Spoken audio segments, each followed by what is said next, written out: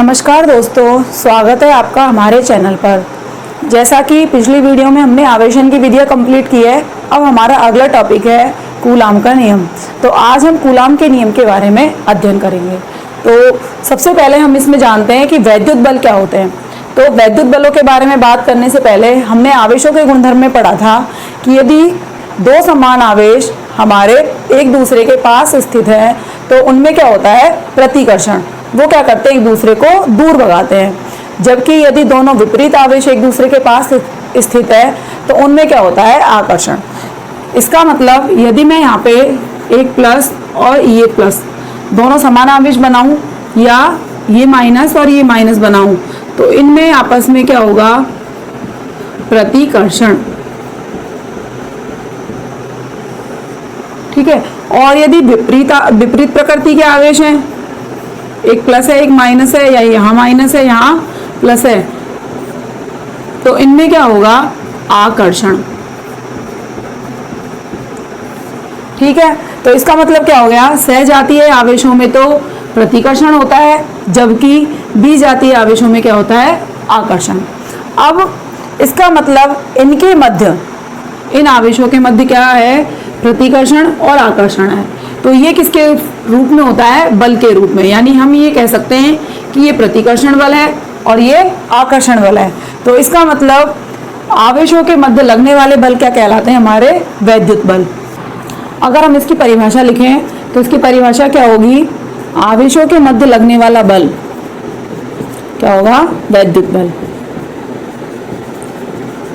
आवेशों के मध्य लगने वाला बल। ठीक है। अब इस वैद्युत बल, आवेशों के मध्य जो वैद्युत बल लगता है उसका मान कितना होगा, यानी उसका परिमाण कितना होगा, उसको बताया था कूलाम ने। तो कोई भी दो आवेश है, जैसे मैंने यहाँ पे लिख दिया एक आवेश Q1 और एक आवेश मैंने यहाँ लिख दिया Q2। यदि ये दो आवेश हैं तो इनके मध्य जो बल लगेगा उसकी प्रकृति आकर्षण या प्रतिकर्षण की होगी। वो तो हमें इनके सहजातीय और विजातीय होने से पता लग जाएगा। लेकिन इन आवेशों के मध्य जो बल लग रहा है, यानी आकर्षण बल और प्रतिकर्षण बल, उसका परिमाण कितना होगा। परिमाण से मतलब है उसकी वैल्यू कितनी होगी, ये किसने बताया था, कूलाम ने। कूलाम का नियम देखने के लिए सबसे पहले हम जानेंगे कि बिंदु आवेश क्या होते हैं। हम यहाँ पे कूलाम के नियम में क्या लेके चलते हैं, इनको बिंदुवत आवेश लेके चलते हैं। तो बिंदुवत आवेश क्या होते हैं कि यदि हमने कोई आवेश ले रखा है, ये यदि इसका आकार इनके मध्य, आवेशों के मध्य जो दूरी हमने मानी है ये स्मॉल r, यदि आवेश की जो साइज है यानी इसका जो आकार है इनके मध्य की दूरी की तुलना में क्या हो, नगण्य हो। ये जो साइज है ये इनके मध्य की दूरी की तुलना में नगण्य हो तो जो आवेश है वो हमारा क्या कहलाएगा, बिंदु आवेश। ठीक है। तो कूलाम के नियम में हम क्या लेके चलते हैं, दोनों आवेश बिंदुवत आवेश लेके चलते हैं। तो कूलाम के नियम के अनुसार क्या होता है कि दोनों आवेशों के मध्य जो लगने वाला बल है, वैद्युत बल कह सकते हैं या आकर्षण या प्रतिकर्षण, जैसी भी उसकी प्रकृति होगी, तो हम यहाँ सीधा कहेंगे वैद्युत बल।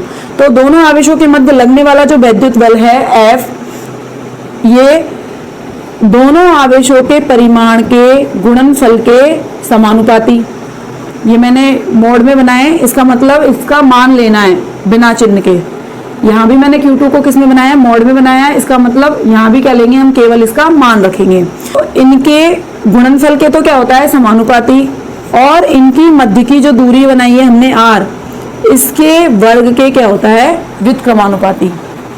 तो इस तरह से अगर मैं दोनों समीकरणों को एक साथ लिख दूं, समीकरण 1 और समीकरण 2, तो बल क्या हो जाएगा, F समानुपाती Q1 Q2 अपॉन में r स्क्वायर। F समानुपाती Q1 Q2 upon r square. समानुपाती स्थिरांक को यदि हम यहाँ खोलें तो F बराबर हमारा आता है K Q1 Q2 upon r square. तो ये हमारा क्या है, कूलाम का नियम। तो कूलाम के नियम के अनुसार क्या हो गया किन्हीं भी दो बिंदुवत आवेशों के मध्य लगने वाला वैद्युत बल दोनों आवेशों के परिमाण के गुणनफल के समानुपाती एवं इनके मध्य की दूरी के वर्ग के व्युत्क्रमानुपाती होता है। ये क्या कहलाता है? कूलाम का नियम। इसको मैं यहां लिख देती हूं। तो इस तरह से यहां मैंने लिखा है किन्हीं दो बिंदुवत आवेशों के मध्य लगने वाला वैद्युत बल, आकर्षण या प्रतिकर्षण कोई सा भी हो सकता है, आवेशों के परिमाण के गुणनफल के समानुपाती। पहले समीकरण में लिखा है हमने F समानुपाती Q1 Q2 एवं इनके मध्य की दूरी के वर्ग के व्युत्क्रमानुपाती होता है। यहां देखो दूसरे समीकरण में 1/r⁴ अपॉन में, इसलिए हमने इसको क्या बोला है? व्युत्क्रमानुपाती। तो इस तरह से ये क्या हो गया? हमारा कूलाम का नियम। इसे ही क्या कहते हैं हम? कूलाम का नियम। अब पहली चीज तो यहाँ पे ये देखो, ये r⁴ है, इसका मतलब r का क्या है? वर्ग, इसलिए हम इसको व्युत्क्रम वर्ग का नियम भी कहते हैं। क्या कहते हैं? व्युत्क्रम वर्ग का नियम भी कहा जाता है। ठीक है। अब यहाँ पे k क्या है? तो देखो यहाँ पे k क्या होता है? k होता है हमारा समानुपाती स्थिरांक। k क्या होता है? समानुपाती स्थिरांक। समानुपाती स्थिरांक। अब इसका मान किस किस पे निर्भर करता है? तो k की निर्भरता देखो, सबसे पहला तो ये निर्भर करता है कि हमने मात्रक पद्धति कौन सी ली है। मात्रक पद्धति पर, मात्रक पद्धति से मतलब है कि हम मात्रक को सीजीएस में ना बना रहे हैं या एमकेएस पद्धति में बना रहे हैं। जिस भी पद्धति में हम मात्रक को बनाएंगे तो k की जो वैल्यू है वो क्या हो जाएगी? चेंज हो जाएगी। सीजीएस पद्धति में k की वैल्यू अलग आएगी और एमकेएस पद्धति में k की वैल्यू अलग आएगी। दूसरा निर्भर करता है माध्यम की प्रकृति पर।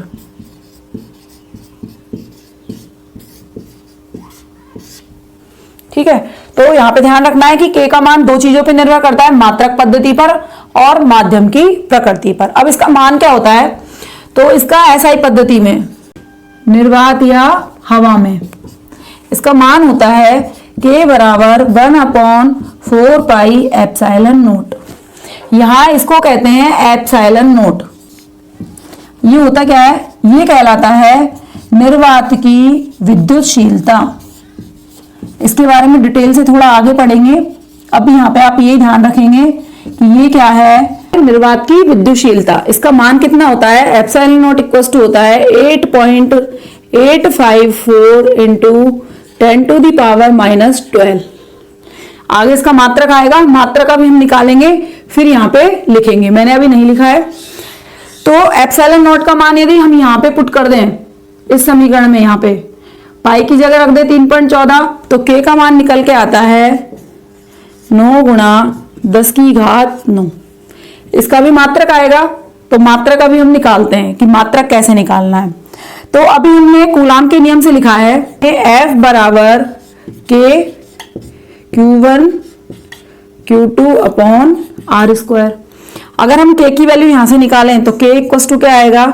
ये r इधर मल्टीप्लाई हो जाएगा, F r² upon Q1 Q2।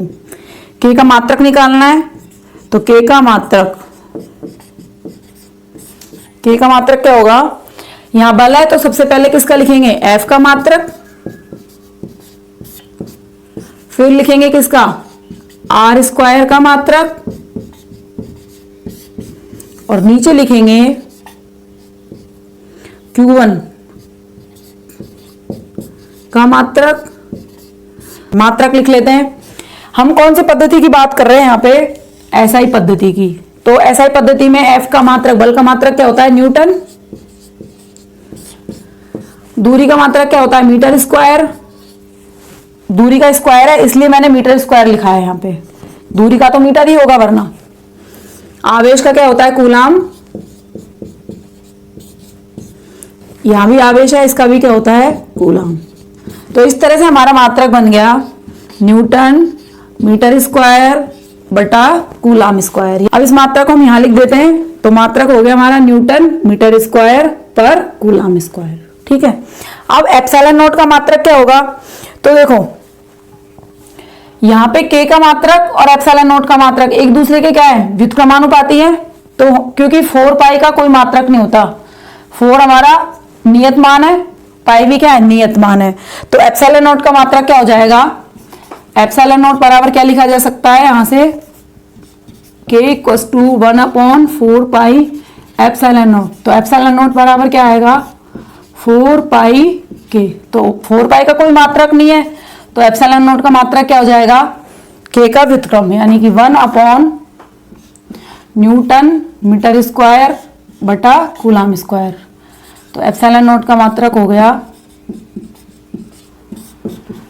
Coulomb square बटे न्यूटन मीटर स्क्वायर। तो ये मात्रक यहां लिख देते हैं। तो एप्सिलॉन नॉट का मात्रक हो जाएगा कूलम स्क्वायर बटे न्यूटन मीटर स्क्वायर। ठीक है, तो इस तरह से ये जो मान है ये इसका निर्वात में मान है। तो हमने एप्सिलॉन नॉट को यहाँ पे क्या कहा है, निर्वात की विद्युशीलता।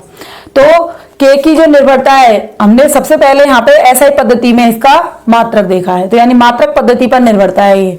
तो एसआई पद्धति में इसका मान कितना हो गया, k का मान 9 × 10⁹ न्यूटन मीटर स्क्वायर प्रति कूलम स्क्वायर। अब इसको हम लिखेंगे सीजीएस पद्धति में, तब जाके हमें पता चलेगा कि मात्रक पद्धति पर k निर्भर है या नहीं है। तो हम इसका निकालते हैं सीजीएस पद्धति में मान। सीजीएस पद्धति में इसका मान निकालेंगे तो हमारे यहाँ मात्रक बदल जाएंगे। न्यूटन है तो सीजीएस में बल का मात्रक क्या होता है, डाइन। तो यहाँ पे न्यूटन की जगह हम क्या लिखेंगे, डाइन। मीटर है, सीजीएस में मीटर की जगह क्या लिखा जाएगा, सेंटीमीटर। और कूलम की जगह क्या लिखा जाएगा, स्टेट कूलम। तो देखो सबसे पहले तो 1 न्यूटन बराबर कितना होता है, 10⁵ डाइन। मीटर, तो 1 मीटर बराबर कितना होता है, 100 सेंटीमीटर। नीचे क्या है, कूलम। तो 1 कूलम बराबर हमने पढ़ा है 3 × 10⁹ स्टेट कूलम। ये है एसटी का मतलब है यहाँ स्टेट कूलम। ठीक है, अब इन सारे मानों को हम इस समीकरण में रखेंगे। तो देखो स्मॉल k बराबर 9 × 10⁹ पहले से ही है। ठीक है, न्यूटन की जगह हम लिख देंगे 10⁵ डाइन। मीटर की जगह लिख देंगे हम 100 सेंटीमीटर। स्क्वायर है, स्क्वायर ऐसे कैसे लगा देंगे, अपॉन कूलम स्क्वायर है, तो यहाँ भी कूलम की जगह लिखेंगे 3 × 10⁹ स्क्वायर। स्टेट कूलम अंदर ही लिखते हैं, स्टेट कूलम स्क्वायर। अब सॉल्व कर लेते हैं इसको। तो 9 × 10⁹ ये आ गया 10⁵। ये जो मात्रक है इनको एक साथ लिख देंगे, 2 0 ये रही, इसका स्क्वायर करोगे तो 4 0 हो जाएंगे, यानी कि ये अपॉन 3 का स्क्वायर करोगे 9 हो जाएगा, और 10⁹ और स्क्वायर है, इसका मतलब +9 और हो जाएंगी। और यहाँ आ जाएगा हमारे पास dyne centimetre square upon stat coulomb square. Solve कर लेते हैं, 9 से तो 9 कैंसिल, पावर सॉल्व कर लेते हैं। 10⁹ तो ये है, 5 ये हो गई, 1 2 3 4 तो 4 ये आ जाएगी, और नीचे कितनी है 10⁻18। सॉल्व करो, 10⁻9 और 5 और 4 सबको क्या कर देंगे, ऐड कर देंगे, तो ये हो जाएगा 18।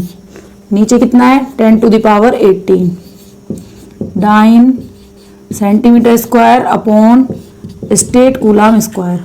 कैंसिल हो गया।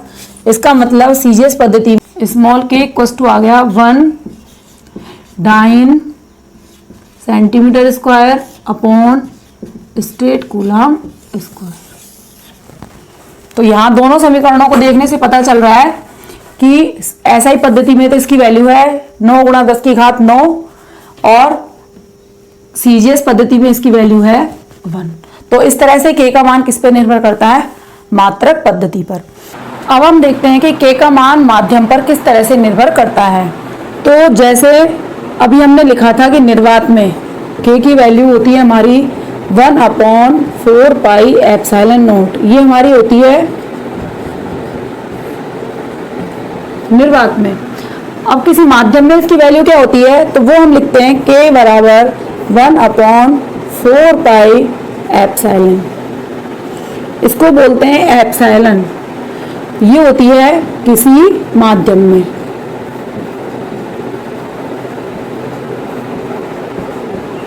ठीक है, अब एप्सिलॉन की वैल्यू क्या होगी किस किस माध्यम के लिए, तो यहाँ पर एप्सिलॉन के बारे में समझने से पहले हम देखते हैं परावैद्युतांक क्या होता है।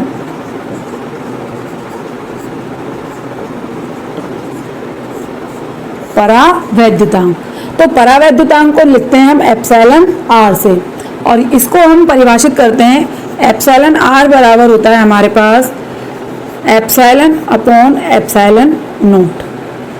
एप्सिलॉन को कहते हैं हम माध्यम की विद्युतशीलता, माध्यम की विद्युतशीलता, और एप्सिलॉन नॉट को क्या कहते हैं, निर्वात की विद्युतशीलता, निर्वात की विद्युतशीलता। यानी कि परावैद्युतांक क्या हो गया, माध्यम की विद्युतशीलता और निर्वात की विद्युतशीलता का अनुपात क्या कहलाता है, हमारा परावैद्युतांक। अभी हम इसको बल के रूप में भी देखेंगे। यहाँ मैंने इसकी सबसे सीधी सी परिभाषा बताई है कि माध्यम की विद्युतशीलता और निर्वात की विद्युतशीलता का अनुपात क्या कहलाएगा, परावैद्युतांक। अब देखो, अगर मैं यहाँ से निकालूँ तो मेरे पास एप्सिलॉन बराबर क्या आएगा, एप्सिलॉन आर डॉट एप्सिलॉन 0। अगर ये समीकरण 3 को समीकरण 2 में रख दें, हम समीकरण 2 में रख दें, तो समीकरण 2 व 3 से क्या हो जाएगा हमारे पास, k बराबर 1/4 pi epsilon R dot epsilon naught. तो ये हमारे k का मान क्या हो गया किसी भी माध्यम के लिए। अब एप्सिलॉन नॉट के मान पहले से फिक्स है, जैसे एप्सिलॉन आर का मान हवा के लिए कितना होता है 1, एप्सिलॉन आर का मान रबर के लिए कितना होता है 7, एप्सिलॉन आर का मान धातुओं के लिए कितना होता है अनंत। तो इस तरह से ये वैल्यू पहले से ही फिक्स है हमारे पास। एप्सिलॉन आर की जो वैल्यू है पहले से फिक्स की गई है माध्यमों के लिए कि माध्यम में इनका जो मान है वो कितना कितना होगा। तो ये मान हम यहाँ पे रख के, एप्सिलॉन 0 का मान हमें पहले से ही पता है 8.85 into 10⁻⁻12 coulomb square upon newton metre square. तो ये सारे मान रख के यहाँ पे k की वैल्यू कैलकुलेट की जा सकती है।